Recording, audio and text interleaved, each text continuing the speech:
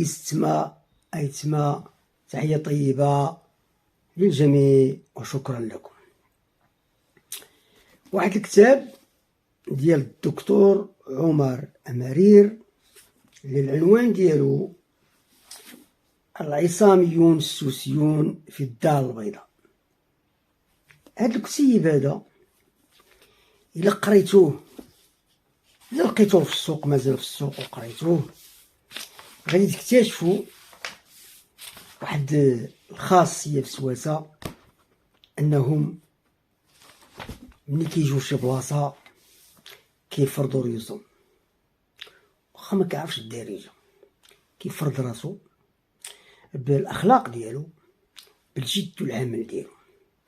ودوك اللي كيقولوا الشلح غاشلح، الشلح غاشلح، واخا ديك السميه ديال الشلح نقابلوها منكم، الشلح غاشلح ما كيتبدلش. علاش؟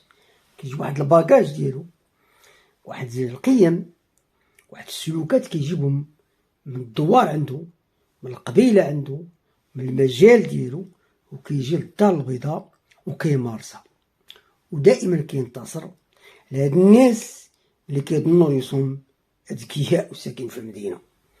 فهاد الكتيب كيهضر على بعض السواسه، منهم بوفتاس بوبكر، منهم ساس بو محمد، تونسي الحسن، الاب جيكو، اخنوش احمد والحاج، قرشيفي محمد، امزي العلي اطلس، اي ابو ايوب محمد، الراجي حسن، ايت الرامي عابد، راشدي صالح، بن مبارك العربي، اللاعب اللي كان معروف في قديم، هذا لاعب كان واعر في كرة القدم، المانوزي علي، افني الحسن، قاسمي ابراهيم، بوفتاس محمد، واكريم احمد، اقوزول علي، الصويري عبد الله، القاسمي علي، افوعار احمد، معامة عبد الله، اخصاص حسن، عصامي محمد، الشهابي محمد، ساجد عبد الله، ابا عقيل ناجم، ابا عقيل ناجم. انسان عصامي. هذا الشيء ما كيحتاجش للقرايه، كيحتاج للذكاء والاخلاق وقيم متميزه. التيسير عمر، ولتيت موحو الحسن والحس، وكريم محمد، العدوي احمد، تفراوتي عبد راغب، الباز محمد، الى غير ذلك.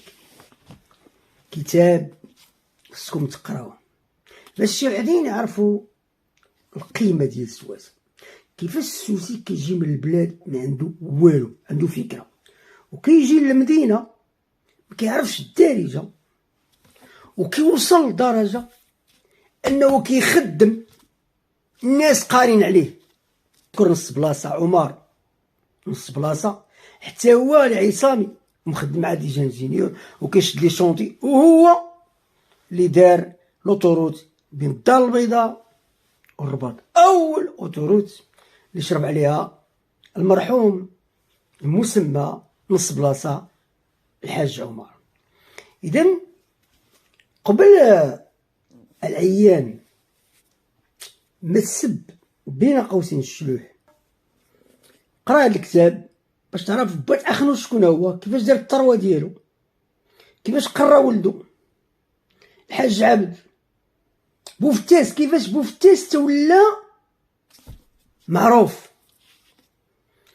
تصور كيفاش خصك تقرا عليه، مش تبقى تهضر وتستيتي علينا بخزعبيلك ديالك وديك العنصريه ديالك وديك الفكر اللي تلقيتيه في المدرسه المغربيه القديمه وفي الاعلام المغربي القديم وفي الكتب ديال من ما يسمى الوطنيين اللي كانوا كينشروا ديك التفاهات والخزعبيلات على الامازيغ اللي كيفرضوا رؤوسهم دابا في كل المجالات، حتى المجال السياسي، ما الاقتصاد ما نهضروش عليه.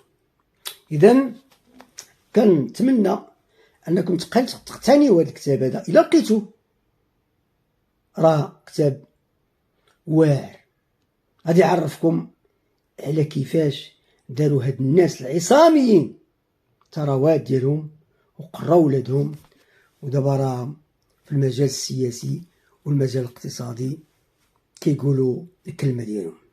ايو زنون تنميرت نوطاس ارتي كتابني اختنا وكوشن. تحيه طيبه والى فرصه قادمه ان شاء الله، وازول ولن نزول البتة.